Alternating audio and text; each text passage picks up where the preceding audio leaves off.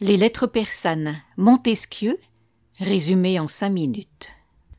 Il était une fois, en 1711, 2 voyageurs venus de Perse, Usbek et Rika. Ils s'installent à Paris et tout au long de leur séjour, ils écrivent des lettres à leurs amis restés en Perse. C'est à travers ces lettres que nous, lecteurs, observons la France. Mais attention, derrière l'étonnement naïf des voyageurs, Montesquieu nous glisse des critiques fines de sa société. Épisode 1. Imaginez la Perse du début du XVIIIe siècle. Palais scintillants, jardins parfumés, et derrière les murs hauts et lisses, le secret d'un sérail où vivent des femmes surveillées par des eunuques. C'est dans ce décor que 2 hommes, Usbek et Rika, préparent un coup de tête. Ensemble, ils quittent Ispahan. Usbek confie son sérail à la garde sévère de ses eunuques.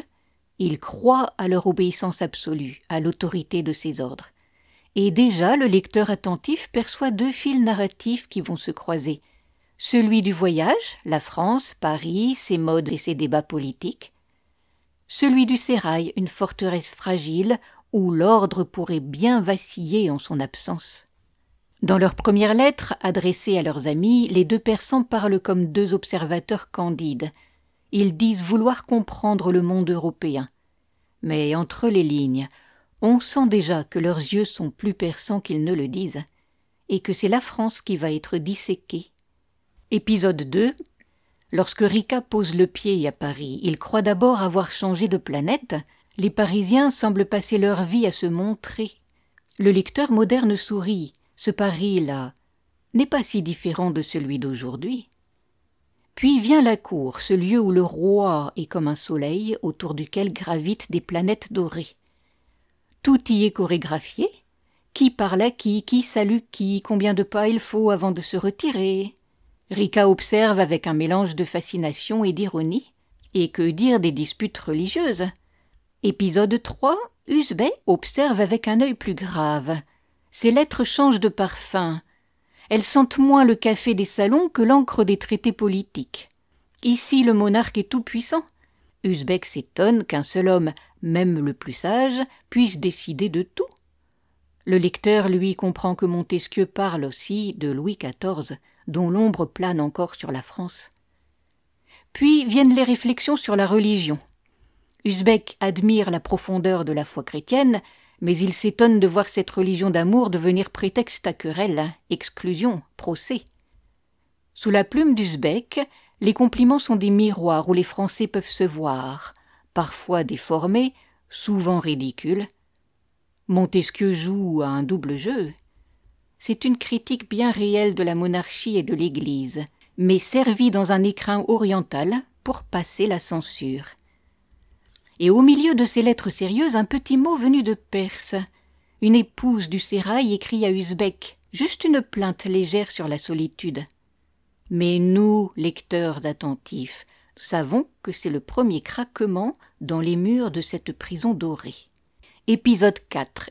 Ispahan, Perse. Les parfums d'encens et de jasmin flottent dans l'air lourd. Derrière les hauts murs blancs du sérail d'Usbek, les femmes vivent dans une attente sans fin. Depuis des mois, elles n'ont pour nouvelles que les lettres froides et lointaines de leur maître. Et pendant ce temps, à Paris, Usbek et Rika échangent des lettres pleines d'esprit et de philosophie. 2 mondes, 2 climats. Le lecteur comprend avant Usbek. Ce sérail qu'il croyait inébranlable n'est plus un lieu sûr. La distance, la solitude et le désir tissent une toile, et quelque chose derrière les grilles se prépare. Épisode 5. À Paris, lumière et faux-semblants. Rika, tout en buvant un verre de vin, observe « Ici, chacun joue un rôle, et la liberté n'est qu'une scène bien écrite. On évite les sujets brûlants. Chaque geste est étudié, chaque compliment une pièce d'un puzzle de pouvoir invisible. » En Perse, sous le ciel étoilé d'Ispahan, la nuit s'étire comme un voile sombre sur le sérail d'Usbek. Mais dans cette paix apparente, quelque chose gronde. Les femmes, cloîtrées dans leurs appartements, échangent des regards, des secrets. Usbek, loin de là, envoie ses ordres à travers des lettres solennelles. Mais il ne sait pas encore que ces mots arrivent trop tard. Épisode 6. Le dénouement. la lettre de Roxane. Ispahan, nuit tombante, le ciel est lourd, chargé d'étoiles pâles qui ne brillent plus comme avant. On entend seulement le souffle du vent qui fait danser les feuilles des orangers et parfois un murmure à peine audible. Les femmes d'Uzbek, fatiguées d'attendre, se sentent abandonnées. Elles n'ont plus qu'une seule arme, leurs mots, écrits dans le secret. Puis un jour, Uzbek reçoit une lettre différente. C'est Roxane, sa favorite, qui parle enfin. « Toi qui crois me posséder, sache que tu t'es trompé.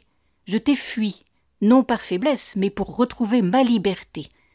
Tu as voulu faire de moi un objet, une prisonnière, mais je suis une femme qui sait choisir sa vie. » Cette lettre brise le silence.